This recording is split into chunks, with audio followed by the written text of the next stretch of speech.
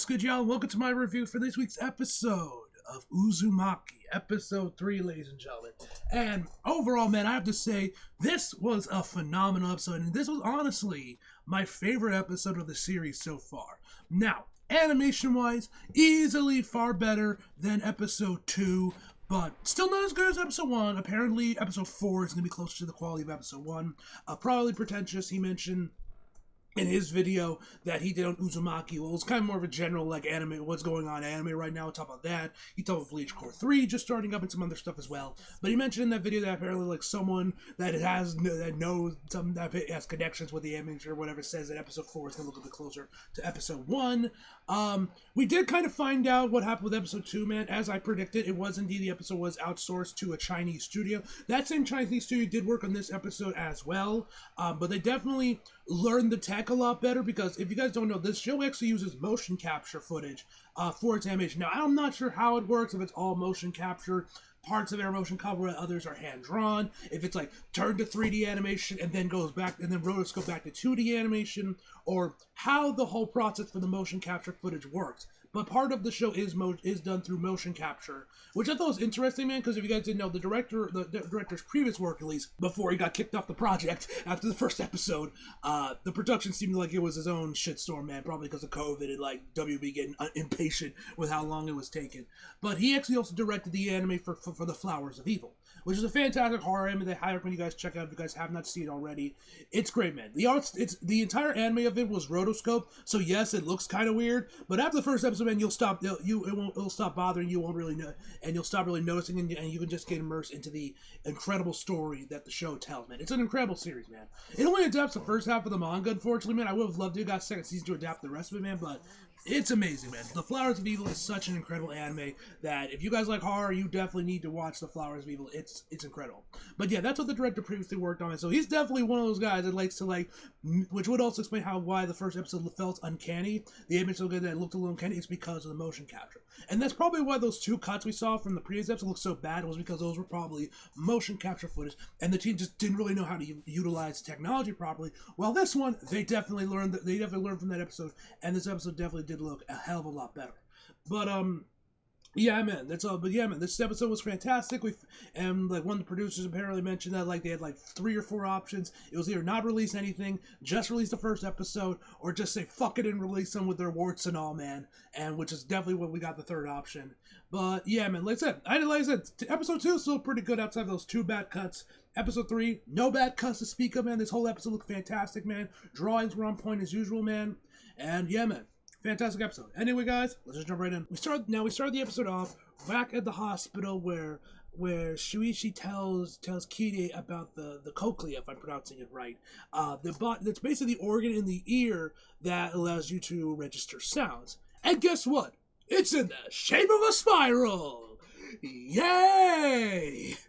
I swear, man, there are spirals everywhere. Anyway, he explains about his mom, of course, once again being scared about the whole thing with her spirals, and how much she would freak out if she found that, and that she is convinced that after, like, shaving her head, cutting off her fingerprints and everything, man, that she is convinced she has removed every and all spiral from her body. So obviously she would lose her goddamn mind and also probably go deaf if she found there was a spiral, inside of her head. So now we also find out that there's also been a mosquito infestation going on lately during this episode, man. As Shuichi comments about there being a swarm of male mosquitoes that are in the shape of a spiral, which is how they mate. They do go together in a swarm as part of their mating ritual, and it's in the shape of a spiral because of fucking course it's in the shape of a fucking spiral. Anyway, we find out there's been a bunch of pregnant women coming into the hospital recently, like over 10 of them, due to them all feeling sick from various bites of mosquitoes. And one of these patients that come in there, man, is actually Kirei's cousin. Shout out to anyone that gets that reference. Anyway, we find out that one of the patients in here is Kirie's cousin, Kiko.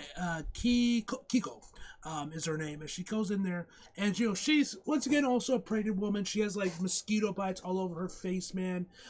We also find out that there's also been like 2 people that have gotten murdered at this hospital at this point, man, with like 2 men. They're just like sprawled on their beds. They look like they look like they were stabbed to death, and that they were drained of all their blood. Now, the one thing I also think that's kind of interesting about Uzumaki, and this is something I haven't really mentioned up to this point, man, is kind of the way how Junji Ito writes and how he kind of foreshadows that he always leaves hints and clues to certain things about what's going to happen, at least with Uzumaki. I don't know if this continues on with like Gyo, its other long-running series that he has going on, or his various one-shots he has done, over the years, but at least for Uzumaki, one thing I kind of like that he does is kind of like foreshadow what the episode's going to be about, or kind of explain what's going to happen while still making it feel natural. Like right here, during this right here, right here, while she's grabbing Kiko's things and getting her set up while she's in bed, she pulls out the device that we later see in the episode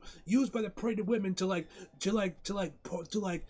screw hole or stab or screw or drill holes into people to drink their blood. We can see her carrying that device in her bag. It's all wrapped up so you wouldn't know, but it's that. And later on in the episode as well, Shuichi mentions how not only female mosquitoes are the one that drain blood while they're pregnant, nurture their eggs. So I kind of like the way how Junji Ito does that, man. How he kind of foreshadows certain things that we'll see in the episode, or kind of explain what's happening while making it still feel kind of natural and not feel like exposition dumping.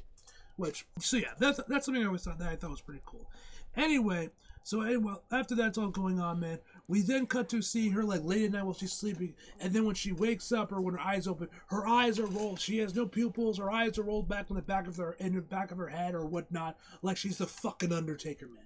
Before we once again to the title sequence, once again the OP was shortened again. This time it's just really a small curve before it goes into Uzumaki. This episode was also a little bit longer compared to the other one, man. This episode now clocks in at almost 30 minutes at about 28 minutes. So every episode's been getting longer and longer than the last one, which makes me kind of wonder how long the final episode will be, episode 4. Will that one be full on 30 minutes? Will that go into 40 minutes?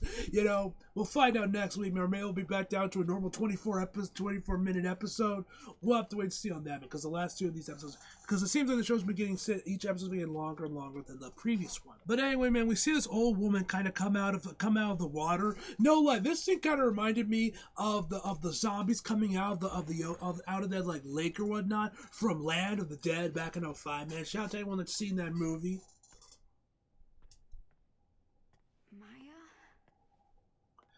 But anyway, like I said, this is where we mentioned about the murder victims happening. This is also about the murder, about the 2 people that got murdered. Shuichi once again goes in there to visit Kirie, and then he sees a mosquito, in the room. He's like, "You're not getting in my blood!" Pulls out a can of bug spray and just starts spraying with reckless abandon. Kiko is coughing up, I'm assuming from the fumes that's produced, because he was just spraying it everywhere, man. He did not give a damn as long as he killed this fucking mosquito, man.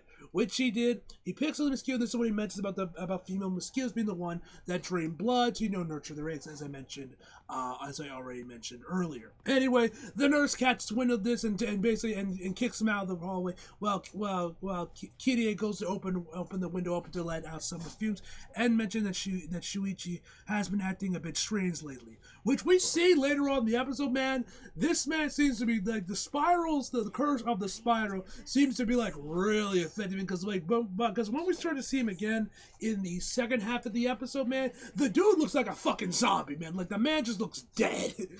But anyway, once after that, we then cut to Kirie telling Kirie and Kiko saying their goodnights, and Kirie telling her not to let any of these mosquitoes bite her. She's like, "Oh, don't worry, I don't mind mosquitoes. I actually gotta let them." This is once again where she opens her eyes, and her pupils are gone. And then after that, then Kirie hears something outside, opens the door slightly, and sees a mob of pregnant women just aimlessly walking forward with their screw drill devices or whatever, tools or whatever this thing is called, to, as you see later in the episode, drain blood. Now, you guys know, I mentioned this in my review for the previous episode. This is what I theorized that this episode was going to be like Junji Ito's take on zombies, which I ended up not being entirely wrong by. It was sort of the same effect with these mosquito women, because they basically act like zombies, because they're just like aimless, they're just like blood, blood, blood, and you know, they eat blood, they drink blood, like, you know, zombies eat flesh. They're kind of like aimless and just like, so I wasn't completely off base assuming that these were zombies, and we do see a literal zombie later on at the end of the episode anyway, and I think it was like the post-credit scene or whatnot. So I wasn't completely off base with the zombie thing, but this was still pretty cool anyway. And I will also say I love the design of these women, because I liked how the way they were designed were like the dark with the dark shadows around their eyes, you know, the smiles on their faces and the blood all over their faces, as you know, they're like just drilling into these people to drink their blood, man. They look very creepy, and once we start getting some close-up, man, the detailing, the texturing on their eyes of like, you know, the shadows around their eyes and everything, man, looked absolutely fantastic. Like I said, the drawings on this episode of this show, man, even in episode 2, man, they've always been on point, man, which I think that's what matters most in a Junji Ito adaptation is the detail. Because what is it that is so that most people remember about Junji Ito's artwork and his manga? It's his art, man. And it's the insane amount of detail and texture he puts into his drawings for like the really creepy stuff that really just burns into your subconscious and that you will just never forget. And I think the anime, now I have not read the manga. I have nothing to cross-reference this with. Just like with the Junji Ito collection, man, I have nothing to cross-reference this with. So I can tell you, like, yes, they perfectly match the detailing in the manga panels. We're like, no, there's like next to no detail, which some people point out with the Junji Ito collection. A lot of his detail from the manga was in the anime version, which is also kind of impossible to do, because, you know, anime drawings cannot be as detailed as manga drawings, because the shit's actually got to move, you know.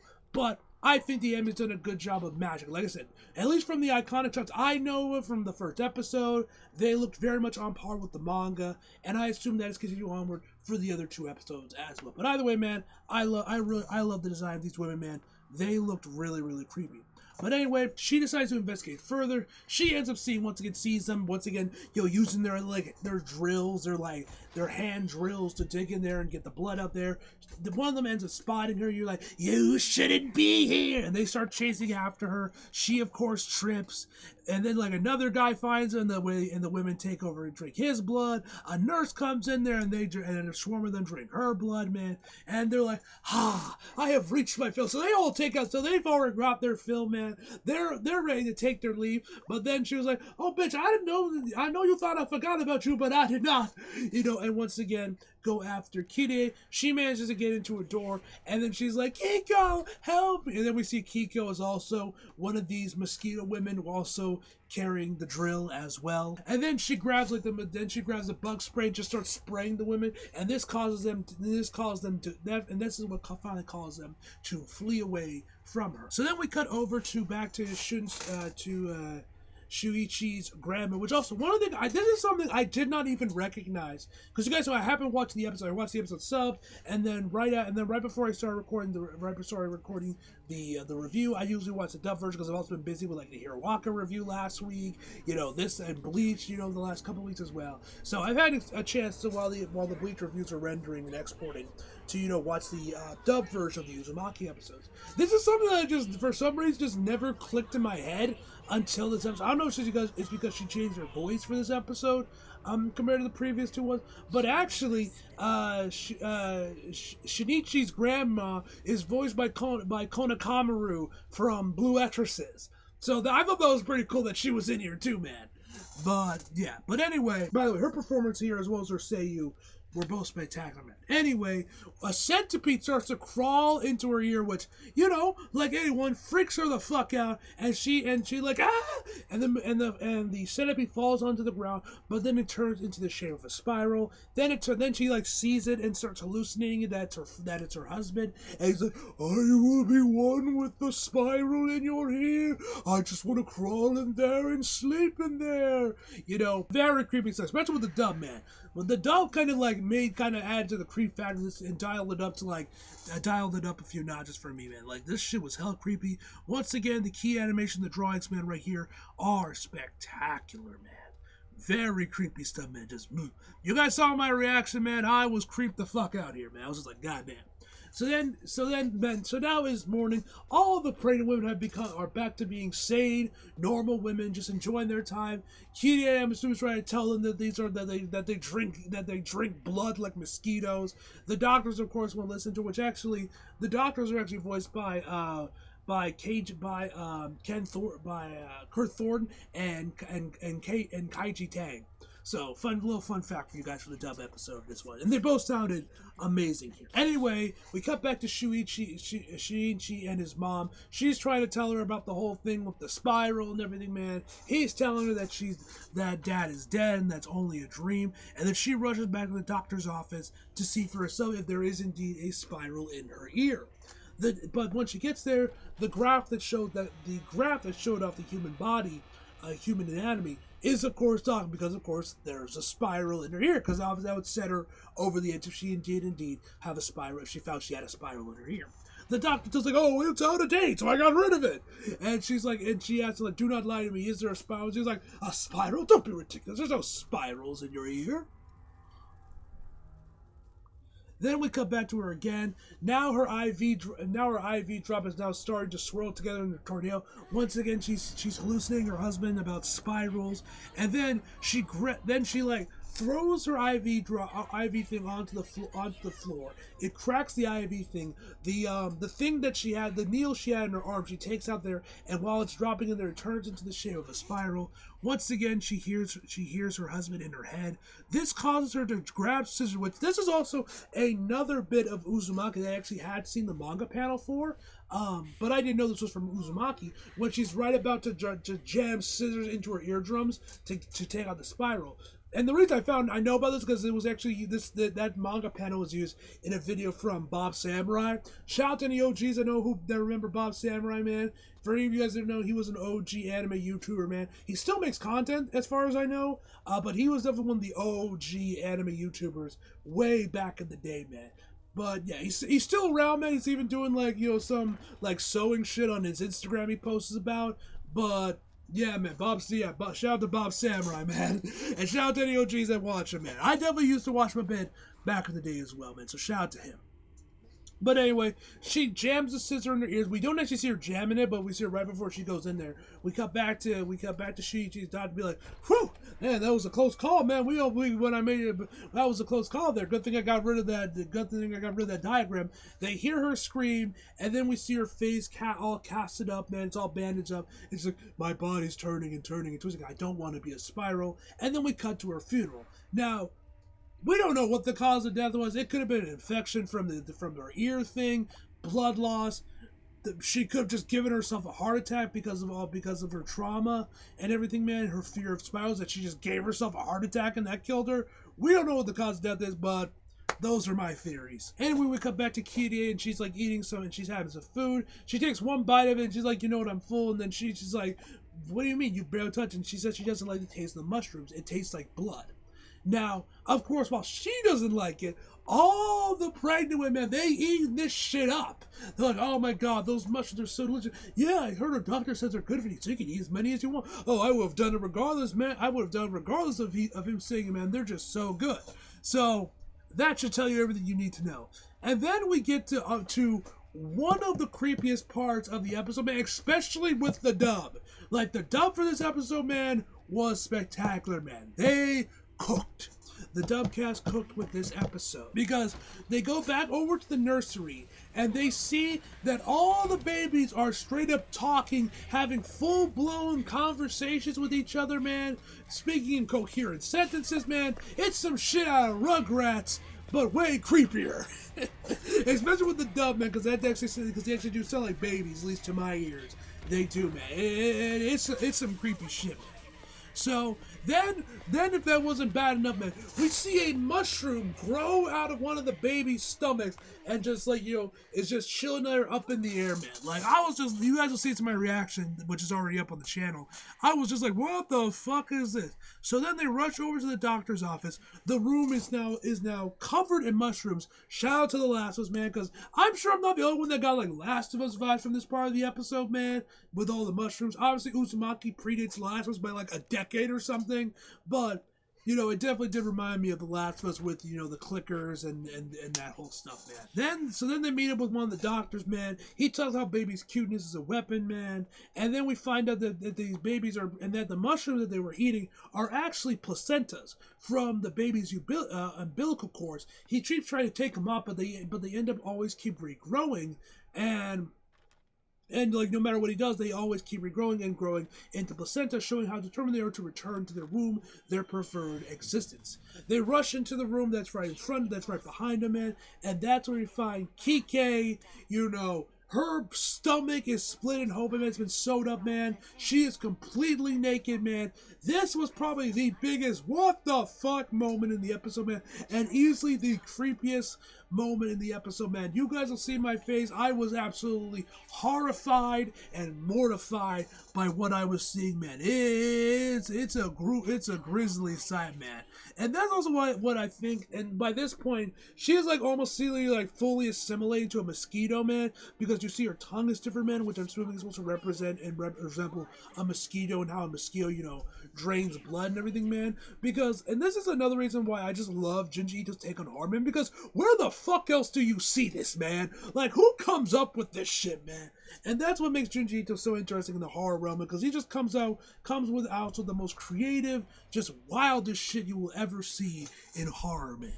But anyway, the doctor pushes Shinichi to the ground, grabs Kirie into the master lock, and she's like, blah, blah, give me love. And like, slowly brings her out to her, but Kirie manages to get out of there, man, and she ends up sucking the doctor's blood out there. And a nice little attention to detail, man, you can see his face get more and more sunken in as it goes on, as she like drinks more of his blood, which I thought was a nice little attention to detail right there. So they manage to run out there. Two more people come in there, be like, oh, mushrooms, and they start eating, and then she comes back out there, be like, blood, give me more blood.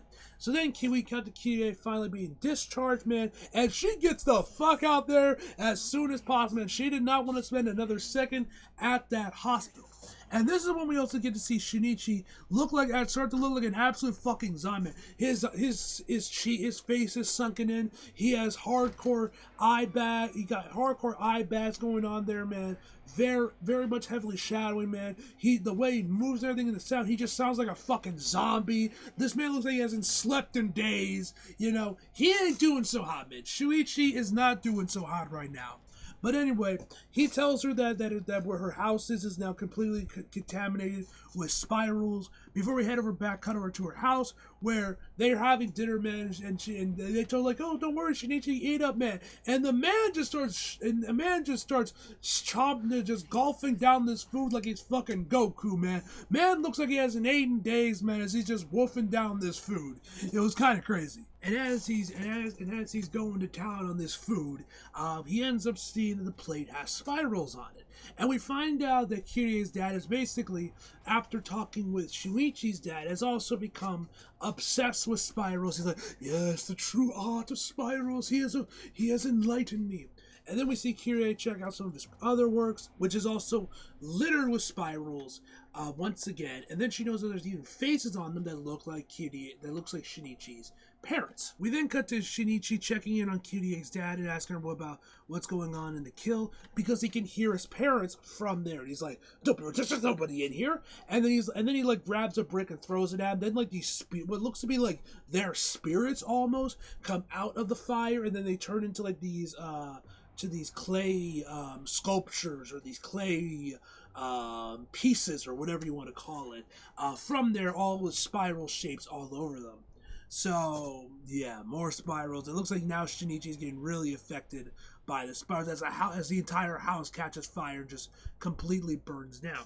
Then after that in madness, we got a typhoon that's obsessed with Kirie. Yeah, at this point, shit's just getting crazy, man. Like, I genuinely want to know what drugs Junji Ito was on while working on Uzumaki, just because I don't know how else you could come up with this shit unless you're under the influence of something. Hell, maybe he was on mushroom. Hell, maybe he was taking shrooms while writing this, while writing these chapters. Who knows? But anyway, the typhoon's going on there, man. It's calling out to Kirie. We hear news reports. Actually, the dub, the news anchor is actually voiced by Kyle Hebert, so that was cool to hear him in this episode as well. But anyway, we find out that when the news anchor that's on the set there, while she's like talking about what's going on in the typhoon, we actually see the woman from episode 2 that had that hair fight with Kirie about that, like wrapped her arms around that post, around that like pole, that light pole, is still there, man, and she's basically a skeleton at this point, man, just completely dead, and we're wondering if that's a victim of the typhoon. So eventually Shinichi comes in there, he grabs her arm, and they start running away from the typhoon as the typhoon tries to get at Kirie, throwing chairs, throwing trees at him, wind, the whole 9 yards, man. This wind wants this typhoon, wants Kirie. She ends up getting trapped under some rubble, which another person tries to help out Shinichi get her out. She gets sucked into the typhoon, but the typhoon just spits her right back out there, and she lands face first on the concrete man. The sound design right here when she like landed on the concrete man was phenomenal, man. Love the sound effects they used when she just splatted on the asphalt. And the key animation once we see her corpse was once again fantastic as well. Eventually, they end up going underground. There's spirals all over the water, like we saw in the first episode. The typhoon, then they get caught up in the tornadoes underground that sends them right back up to the top of the typhoon, man. The CGI, I'm pretty sure most, if not all, this was predominantly CGI with the typhoon, and then when they were going up there, man. But the CGI looked really good here, man. So they get sucked in there, man. Then next thing we know, then we see like a massive spiral in the middle of the blast zone as we see trees, buildings, everything just absolutely destroyed. Which, to be fair, I'm sure probably to anybody that's living in Florida or some of the states affected by the hurricane, man, probably hit a little too close to home. Hell of timing compared to this episode, man. Well, there's a massive hurricane going on there. Tons of people have lost power, their homes, all that crazy stuff, man. I don't really keep up with the news, but obviously I know of that there's a massive hurricane, Milton, going on in the States. Which, if I have any subscribers in those areas, man, I hope y'all are doing well and all is good. You guys are all safe and healthy now, all that jazz, man. But yeah.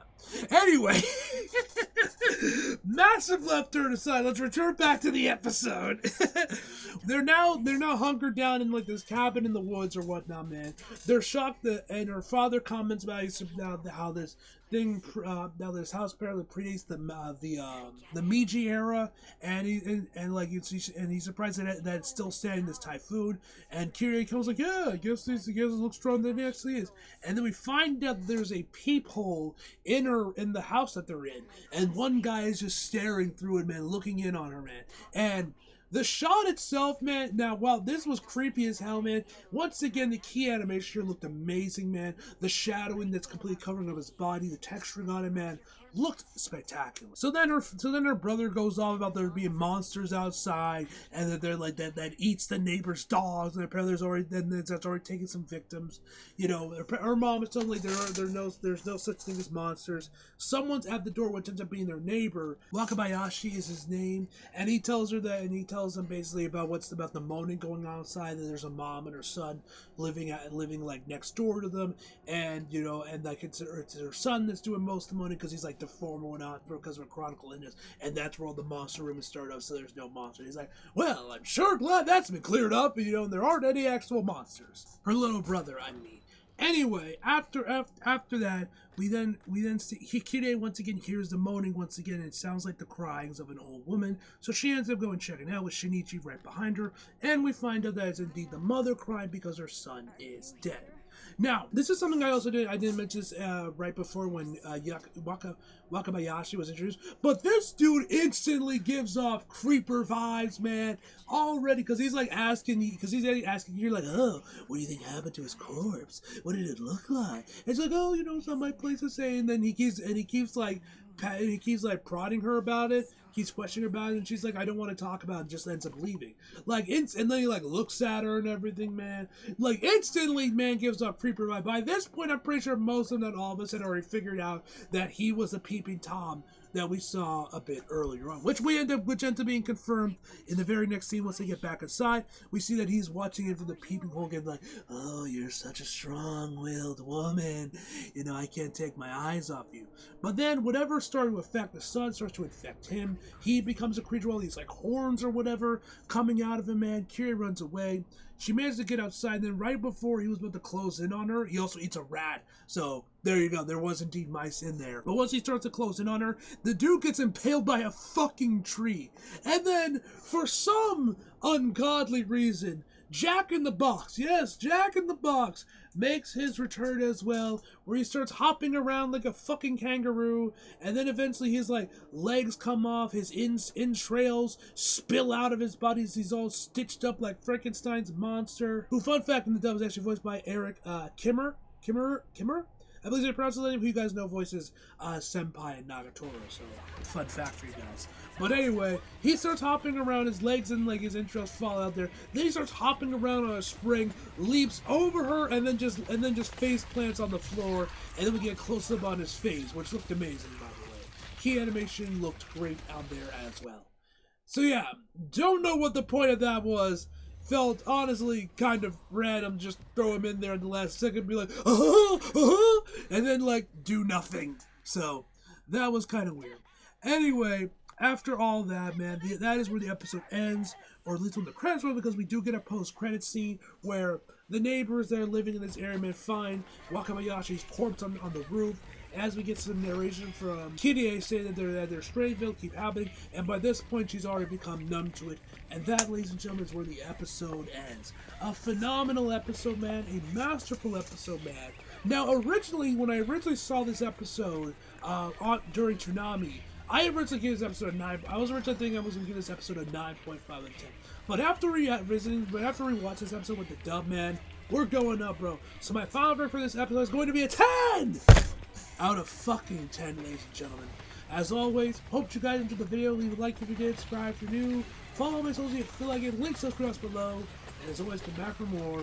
See you guys next time, and once again, guys, sorry this review took so late to get out for you guys, seeing this on review on Monday instead of Sunday, but hey, this is the final week. I had to do double reviews with Hero Walk and Bleach and the movie and everything, man, so hopefully next week, we will be back to originally scheduled programming, and this review will be out on Sunday for you guys. Anyway, guys, see you next time.